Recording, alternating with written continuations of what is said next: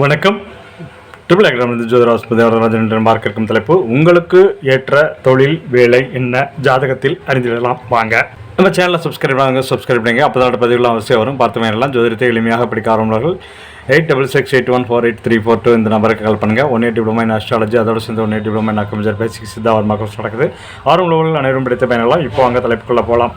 உங்களுக்கு ஏற்ற தொழில் வேலை என்ன ஜாதகத்தில் அறிந்திடலாம். வாங்க. ஒருவரது ஜாதக கணக்கினை வைத்து அவருக்கு ஏற்ற வேலை என்ன என்பது குறித்து அறிய முடியும். அப்படி உங்கள் ஜாதகத்தை வைத்து உங்களுக்கு ஏற்றது அரசு வேலையா தனியார் வேலையா என அறிந்து கொள்ள இந்த பதிவை பாருங்க.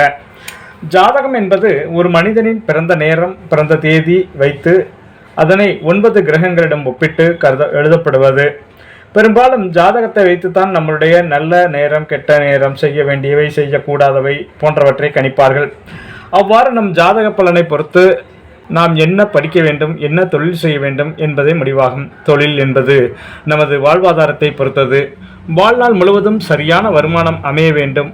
ஆகையால் நம் ஜாதகப்படி நாம் சரியான வருமானம் தரும் தொழிலை தேர்வு செய்ய வேண்டும் என்றால் உங்கள் ஜாதகத்தில் 2வது வீடு வருமானம், 2வது வீடு வருமானம், 6ஆம் வீடு வேலை வாய்ப்பு, 10ஆம் வீடு வேலையின் நிலை, உங்கள் ஜாதகத்தின் உள்ள ராசி அறிகுறிகள் மற்றும் கிரக நிலைகள் உங்கள் வாழ்க்கையின் வாழ்வாதாரத்தை நிர்ணயிக்கிறது. சனி, வியாழன், சூரியன் மற்றும் புதனின் நிலை ஒரு நபர் எந்த வகையான தொழிலில் வெற்றி பெறுவார் என்பதையும் குறிக்கிறது. ஒருவரின் தொழில் வெற்றி அவர்களின் ஜாதகத்தில் அமைந்திருக்கும் 10ஆம் இடத்தை பொறுத்தது. 10ஆம் வீடு மேஷமாக இருந்தால் இவர்கள் இராணுவம் மற்றும் கனிம மேலாண்மை சேவைகளுக்கு மிகவும் பொருத்தமானவர்களாக இருப்பார்கள். செவ்வாய் தான் மேஷ ராசியின் அதிபதி. ஆகையால் இது ஆயுதம், ஆற்றல், நெருப்பு தொடர்பான வேலைகளுக்கு குறிக்கும். 10ஆம் வீடு சிம்ம வீடாக இருந்தால் நிர்வாகம் மற்றும் அதிகாரம் தொடர்பான வேலைகளை தேர்வு செய்யலாம். ஏனென்றால் சிம்மத்திற்கு அதிபதி சூரியன். ஆகையால் அதிகார தோரணையில் உள்ள தொழில் அல்லது அரசாங்க வேலை வாய்ப்பு இவர்களுக்கு அமையும். 10ஆம் வீடு தனுசு ஆக இருந்தால் தனியார் துறையில் வணிகம் மற்றும் நிதி தொடர்பான வேலைகள் தேர்வு செய்யலாம். ஏனென்றால் இவர்களின் ராசியானது தைரியம் மற்றும் நடைமுறை வாழ்க்கையை குறிக்கிறது. 10ஆம் வீடு கன்னி மிதுனம் புதனை ராசியாக கொண்டிருப்பதால் அறிவு சார்ந்த தொழில்கள் மற்றும் தகவல் தொழில்நுட்ப தொழில் ஆகியவற்றை குறிக்கிறது. மேலும் இவர்கள் எழுத்தாளர்கள், பப்ளிஷர், ஆசிரியர், பத்திரிகையாளர், கணக்காளர் போன்ற வேலைகளையும் தேர்வு செய்து வெற்றி பெறலாம். 10ஆம் வீடு மீனமாக இருந்தால் நீர் சார்ந்த தொழிலை தேர்வு செய்து வெற்றியடைய வாய்ப்புகள் அதிகம்.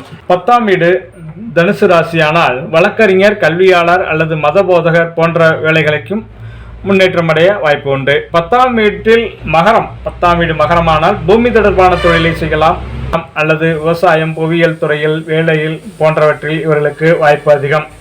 10ஆம் வீட்டில் சுக்கிரன் இருந்தால் கண்டிப்பாக அழகு சம்பந்தப்பட்ட தொழிலில் ஈடுபாடு இருக்கும். அழகு நிலையம், அழகு சாதன பொருட்கள் விற்கும் தொழில் அழகு செய்வார்கள். மேலும் கலை மற்றும் பொழுதுபோக்கு துறையில் நாட்டம் அதிகம் இருக்கும். கலைத்துறையில் சாதனை படைத்த பாடகர்கள், நடிகர்கள் போன்றவர்கள் 10ஆம் வீட்டில் சுக்கிரன் வலுவாக இருப்பது பார்க்கலாம்.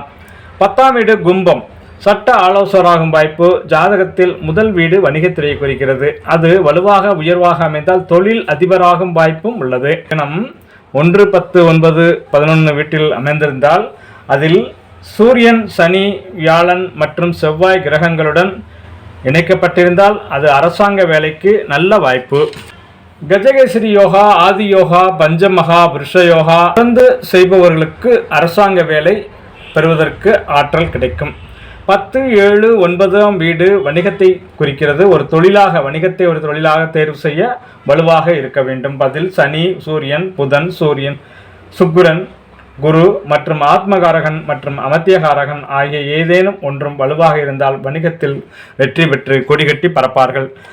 தங்கள் ஜாதகங்களில், தங்கள் குழந்தைகள் ஜாதகங்களில் என்ன தொழில், என்ன படிக்க வைக்கலாம், என்ன தொழில் செய்யலாம் என்பதை ஆர்வமாக இருப்பவர்கள் இந்த பதிவை பார்த்து தங்கள் வாழ்வியலில் பயன்படுத்தி கொண்டு ஆரோக்கியமாக வாழுங்கள், ஆனந்தமாக இருங்கள். வாழ்க வளமுடன், வாழிய பல்லாண்டு. நன்றி.